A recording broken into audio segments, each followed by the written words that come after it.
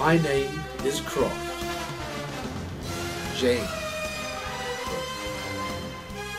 Welcome to my review of the 23rd Bond film and the third Bond film to star Daniel Craig as James Bond. I am of course talking about Skyfall, which was released in 2012. Now, we had to wait 4 years for this film after the release of Quantum of Solace. It was quite a long time. The 23rd Bond film was initially set to be released 2 years after Quantum in 2010, but there was some problems. Anyhow, now we are at the 23rd Bond film, so let's dive in to review Skyfall. There we go, there is the DVD for Skyfall, and now it's time to read the plot. Daniel Craig is back as James Bond 007 in Skyfall, the 23rd instalment of the longest running film franchise in history.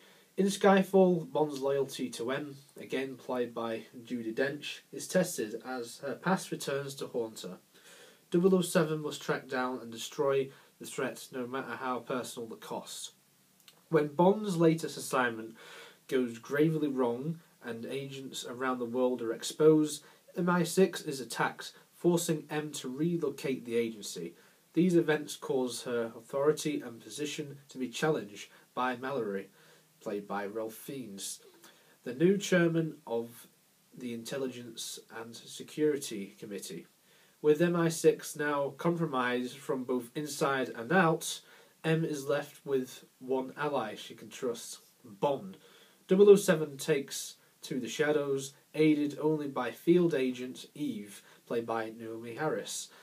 Following a trail to the mysterious Silva, played by Javier Bardem, whose lethal and hidden motives have yet to reveal themselves. And the runtime for this is 137 minutes, so it's one of the longest Bond films, if not the longest, which is good because I think in this case the longer it is the better it is, because I felt that Quantum of Solace was a bit too short. It could have been at least half hour longer. Maybe then I would have appreciated the film more. I mean, I still don't mind Quantum of Solace, I just think it could have been better because, you know, like I said in that video, that review, you know, it followed on from Casino Royale. It had a hard tack to follow anyway, because Casino Royale was just perfect in my opinion. Quantum fell a bit short of that in my opinion, and initially I was disappointed. I mean, I can respect what they were trying to do with the film, but it's not as good as Casino Royale. So Skyfall. Is this a step in the right direction for the franchise? Well, we got to remember that when this came out, we had to wait for 4 long years. This is the longest gap we had for a Bond film which had the same actor, because usually when you have gaps like this, they just usually change the actor. You look at when Timothy Dalton did License to Kill, he did that in 1989, and the next Bond film didn't come out until 1995. And by then, Timothy Dalton had quit the role as Bond and Pierce Brosnan had took over. Similarly, with Die Another Day, that came out in 2002, Brosnan's last Bond film, and then Craig took over the role in 2006's Casino Royale. So Craig is still Bond, which is great because, like I've said before, Craig is one of the best Bonds, if not the best Bond. His portrayal in Casino Royale and Quantum of Solace, it comes across as a killer. And in this Bond film, we get to explore the character's past, which is something that has hardly been done in the 50 plus years or so of this film franchise, since it started in 1962. So we start off with no gun barrel once again. Now, initially I really wanted the gun barrel to appear at the beginning of the film, like many Bond fans would have done. I know it's just a little nitpicky thing, but it's just something that I feel that should be at the start of the film and not the end of the film. I can kind of understand why it was the end of Quantum of Solace, because that was kind of carrying on the whole origin story of Bond finding himself. He's just lost Vesper and all that type of thing. And I thought that Quantum of Solace, at the end of the film, it tied all those aspects of the plot from that and Casino Royale. It all tied it up. Skyfall, you don't really get the sense that this is a continuation of Bond from Quantum of Solace. This feels like a separate film. You know, completely separate plot, everything like that, you name it. So it's basically like most Bond films are. They're all separate from each other. They're not all the exact same. Because there's no mention of Quantum or anything like that. There's no mention of Vesper. It's more like a standalone Bond film. So if you've never seen Casino Royale or Quantum of Solace before this, then I wouldn't really be worried, to be honest. This could be actually a good starting point for anyone who wants to start off watching James Bond. The film begins without the gun barrel. It's at the end. I can understand why they didn't put it at the beginning of this, because Sam Mendes said it would have looked a bit stupid being at the beginning, seeing as the first thing you see in the whole film is Bond walking down a corridor with a gun in his hand. It would have just looked a bit stupid. So I can see what they were doing, but they really need to put the gun barrels at the beginning of the film because it just works better. You get into the film straight away when you hear that theme tune, the James Bond theme tune. I know it's just a small thing, but I just thought I'd put it out there. The pre-title sequence, Bond and Moneypenny. Yes, that's right. Eve is called Moneypenny, as you hear at the end of the film. Sorry if I just spoilt it for you. Basically, they chase this guy called Patrice. It's like a little mini car chase to start off the film, when you get all these nice sequences, like the motorbike chase on the top of the roof and things like that. And then it ends up going onto a train. It's a really good chase scene and a really good way to start the film. And it's probably more impressive than the beginning of Quantum of Solace. So that's a huge plus sign in my opinion. I really loved the bit when Bond ends up going onto the carriage and he just like straightens his shirt a bit as if to say, oh, I've just ruined my shirt a little bit. It's just little things like that is really funny. Bond in this, there's more wit, I feel, which is vital to Bond, because although he is a killer, he needs to be witty as well. And I feel that in Quantum of Solace, he was just cold-hearted, too cold-hearted, and he felt like really emotionless. And I'm not blaming Daniel Craig for that, I'm blaming more of the script writers for that. But I think the way that Bond has been written in this film, the way that all the characters in this film have been written pretty well, to be honest. So, well done to all the script writers. Anyway, it turns out that Bond and Patrice end up fighting on the top of a train carriage. Meanwhile, Moneypenny is watching from a distance. She's got a sniper rifle out, and M is in touch with Moneypenny. She's got like an earpiece, and she's talking to her through that. And M tells her to take the bloody shot, and in doing so, Moneypenny actually takes the risk of killing Bond. She's trying to kill Patrice because he has this chip, and she ends up shooting Bond, and Bond falls hundreds of feet down into this river and falls down this waterfall. And I thought to myself, how the hell will Bond survive this? Because, you know, Bond is Bond. He can't die. And so it leads us into our opening credits with this theme song, this time sung by Adele. And the theme song is simply called Skyfall, the same title as the film. And you want me to be honest with you, this theme song is one of the best theme songs out of the entire franchise. It's a nice, refreshing feel, and you really get the vibe that it is a Bond song with all the little motifs of the theme tune in there.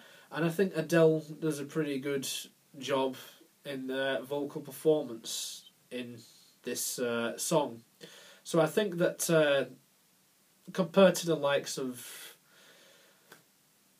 Another Way to Die from Quantum of Solace, which I didn't really like, this is a major improvement. It's one of the best Bond songs in my opinion. So after our titles roll, we have MI6. It gets attacked by some terrorists. We don't know how, what attacked it, but it's got blown up and some agents have died, which is really sad. But there we go, that's the plot device. Meanwhile, Bond is alive and well. He's with some woman, whoever she is, and he's in some other country, and he's seen this report on the CNN, which happens to be in English. It's very convenient in my opinion, but he seems to have got a drinking problem now. He has got like a little beard, so he's kind of letting himself go a little bit, and he just seemed to have quit for some reason. Then about 10 minutes later he's back in London and everything's all hunky-dory, so yeah. I think when Bond goes back into M's apartment, it's a really nice reminder, and it's funny how in Casino Royale M told Bond, don't go into my apartment again, yet in Skyfall he goes there and he's just there, stood in the dark. So M could have had a heart attack, but she didn't, because M is M. She's indestructible. She can't die.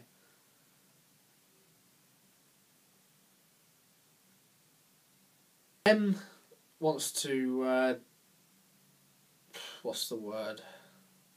Revitalise Bond. She wants to rehabilitate him because he has become an alcoholic apparently, and like I said, he's let himself go. So he does this training exercise, and yeah, he does it pretty badly, to be honest. So, well, that's that. It looks like Bond has finally met his match this time. He can't do a mission. I guess that M is not going to allow... Oh, right, she's just going to allow him anyway, even though he can't aim his gun into a body. That's pretty worrying in my opinion, because doesn't that mean that Bond could miss-hit things on his mission? He goes down to Shanghai. I think it's Shanghai. And he meets the Bond girl of this film, played by Bernice Malone, and she talks about her employer, who she says she's scared of. It's quite a good scene, and then it turns out they're being watched the whole time.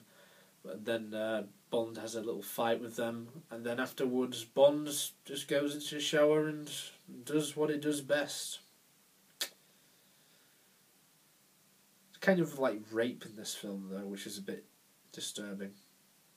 He ends up going on this yacht to this island, and then on this island we finally meet the main villain of the film. Finally. And it's quite a long time into the film. It's about an hour into the film before we actually meet the main villain, Raoul Silva, played by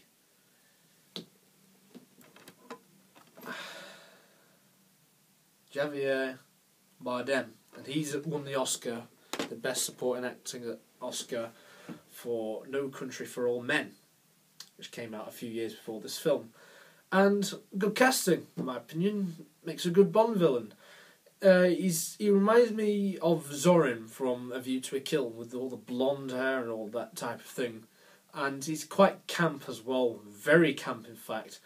In fact, he's so camp that he's going to go on to Bond. He's tied up Bond as well, and it's not the first time that he's been tied up, if we all remember and cast our minds back to that scene from Casino Royale.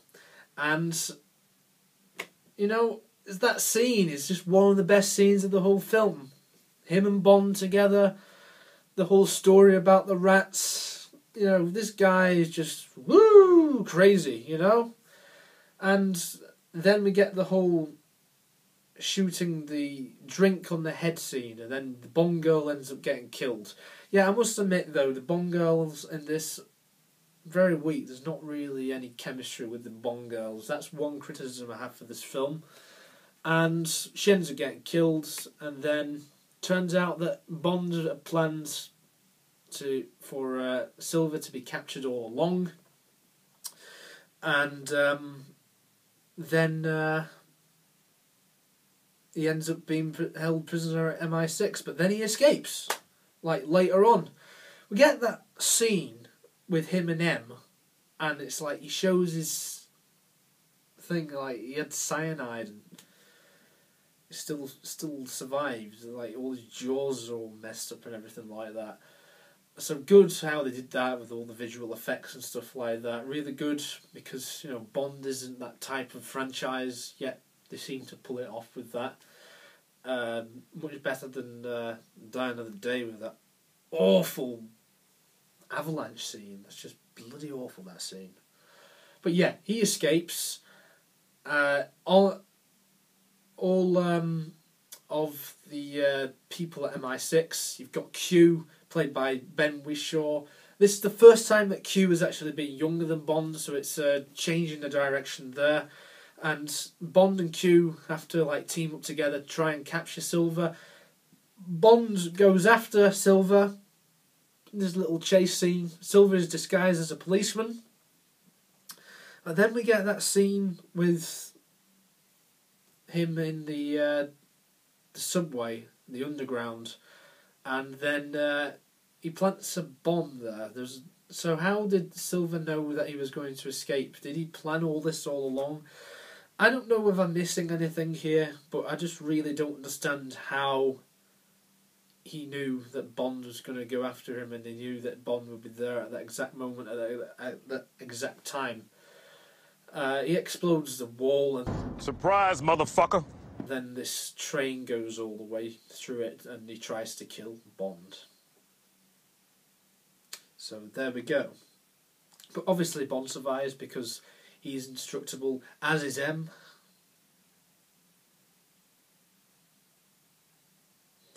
And M is a target of Silva. He wants to kill her, which is a real shame because, she's just an old lady. Leave her alone. What's she ever done to you? Oh, right. He's become traumatised because of... Alright, okay. He has a reason for why he can be pissed off at her and why he wants to kill her, so I can see why he wanted to attack all of MI6 and that type of thing. He tries to kill her, he fails, that's that.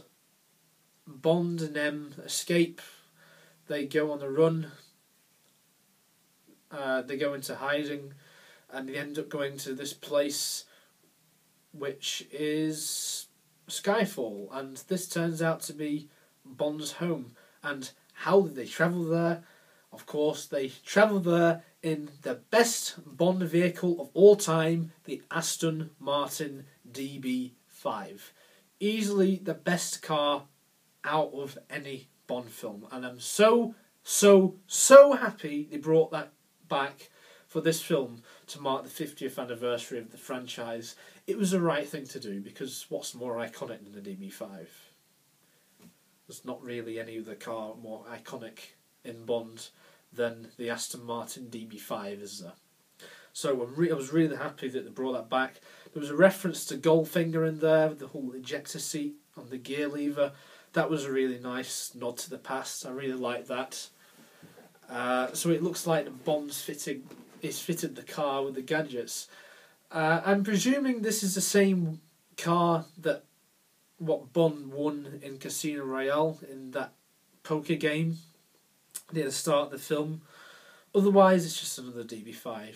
It is good because, you know, like I said, the DB5 is just awesome, and it still looks like a beautiful car, even over 50 years later. I mean, just look at it. It's beautiful, isn't it? That photo, by the way, was taken in 1964 during the filming of Goldfinger, just so you all know. At Skyfall, they encounter this guy called Kincade, played by Albert Finney, and he is the gamekeeper of this place. This is the place where Bond grew up. He was an orphan, so he had quite a bit of a bad childhood, which I suppose is why he's become this killer, this secret agent with a license to kill. So it's quite nice that they went back to the past to explore the character of Bond. And I must say, Judi Dench as M, this is probably her best Bond film, in my opinion. Ever since her introduction as the character in GoldenEye, I feel that Skyfall is hands down Judi Dench's best Bond film. So, rounds of applause to Judi Dench, because, you know, she's a great actress. She's one of the best actresses ever. And they set up all these traps inside the house. And it kind of reminds me a little bit of Home Alone, to be honest. They set all these traps up because they know that Silva will find them somehow. I don't know how he would find them, but he eventually does. And this is easily the best parts of the film. The whole sequence, the house blowing up and everything like that. Bond's underground. M and Kincade are running away. M is wounded. She won't die. I'm sure she won't die. And I just love that line when Bond's underground. He says, "Oh, I always hated this place," and he runs off. And then it's just a huge explosion. But I cried when they destroyed the DB5. I really did. Why did you have to destroy the car? Bond's got an icy encounter with all these henchmen, so he has to deal with all of them on this frozen lake. Meanwhile, Silva has found M, because Kincade was stupid because he had a torch with him, because all this is at night time, and he saw the torch, and I just thought, you bloody idiot, now he's seen you, he knows where you are. They go to this little church, this little chapel place, and then Silva arrives, and it's a really chilling scene when it says, of course it had to be here. And then he gets so close to killing her, and he says, why don't we both kill each other? He wants to kill himself and them at the same time. This is go together. So he puts the gun to her head, and just like they're together. So one bullet, both dead at the same time. But luckily, Bond intervenes. He stabs Silva in the back, and then Silva is killed. That's that. Bond's actually killed a villain, finally. He's not actually done that until now, which is great. And by that, what I mean is Daniel Craig's Bond. He's killed loads of villains in the past.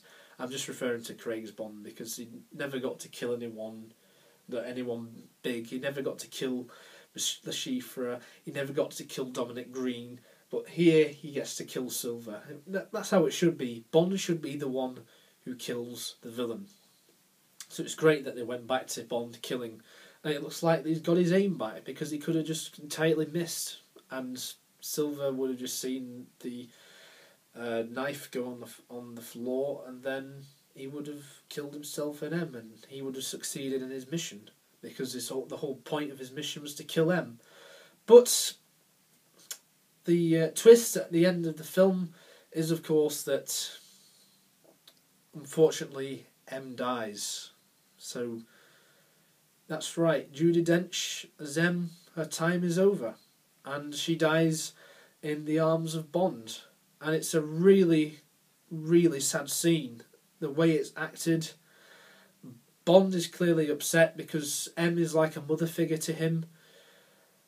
She's looked after him. She recruited him, you know. She's his employer. And now he's lost a friend, in a way, because Bond was the only one who stood by her, because she went through a lot of pressure in this film because of the organisation MI6 getting blown up. So it's really sad, like when she dies. And it's after that we go back to London, and the film ends with Tanner giving Bond a little brief, and Moneypenny is revealed to be Moneypenny, because we all knew her as Eve, so Naomie Harris is the new Moneypenny. And then Bond walks into this room, and it looks just like the room as you see in all the other old Bond films, you know, from the olden days, and you know, the same door and everything like that. And M, there's a new M now, and it's Ray Fiennes. So Malory has become the new M. He's now in charge of MI6, and then it says, "Are you ready to get back to work?" And then Bond says, "With pleasure." And that's the end of the film. We get the gun barrel, which is a ton better than the Quantum of Solace gun barrel. I'm glad that they refilmed the gun barrel and just didn't reuse the Quantum of Solace one, because I felt that in that one Craig walked too fast, whereas in this he walks a lot slower, and it's just much better. It looks better. It kicks ass a lot more, and it actually works being at the end of the film. Although, like I said, I do prefer it being at the start of the film. But in this case, it works well being at the end of the film, because everything's sort of going all full circle now. We've got a new Q, we've got a new Moneypenny, we've got a new M, because Judi Dench's M has just died. It's a new start, and now it's Bond's new mission. He begins on a new mission. But if you think about it logically, Bond's actually failed, hasn't he? You think about it. His mission in this film was to protect M, but M dies at the end of the film. So, mission failed in my opinion. He did a shit job. I give this a 9.5 out of 10. It is easily one of the best Bond films of all time. Hands down. I slightly prefer Casino Royale to this, but this is a huge improvement from Quantum of Solace. Sometimes I do feel that this is a little bit overrated, but this celebrated 50 years of the franchise, and what a great job it did. Sam Mendes, great direction. He's a good director. Everyone involved in the film, they all did a tremendous job. They did absolutely fantastic. And the music this time is by Thomas Newman. The music is absolutely wonderful. Absolutely brilliant. They couldn't get Dave Arnold back for this, because this came out in 2012 and he had commitments to the 2012 Olympics and other projects at the time, so he couldn't come back to compose any music for this film. Although parts of the music used in previous Bond films are used in this. It was written by him, made by him. So in a way he kind of composed it, even though it's just recycled from previous Bond films. But I feel that this is easily one of the best films. My only criticisms, I feel that the Bond girl, kind of weak. There wasn't really that much chemistry going on. I thought that the underground scene, I thought that was a bit confusing, because I thought, well, how did Silva know that Bond was going to be there at that exact time? Did he plan to get captured? I don't know. It just seemed a bit too convenient for me. But I could be completely missing the point. There might be a logical explanation for it. Who knows? But I feel that It's a huge nostalgia fest, some great nods to the past, although the story holds its own. It's not just a whole rehash of previous Bond films. It's quite original, which is a good thing. And they jumped the gun with this film. They killed off a big character. They killed off M. And now they've reintroduced the beloved Q, Moneypenny, and now they've got a male M, just how it was in the old classic Bond films. So like I said, it's gone full circle. So yeah, 9.5 out of 10. Great Bond film, one of the best Bond films ever made. Thank you very much everyone for watching this James Bond 007 review. I hope you enjoyed it.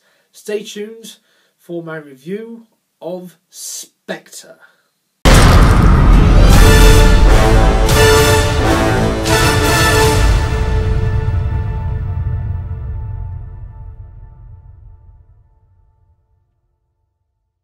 Don't forget to click the link below to subscribe to me, James Croft, aka the Obsestuvian 95. Have a great day.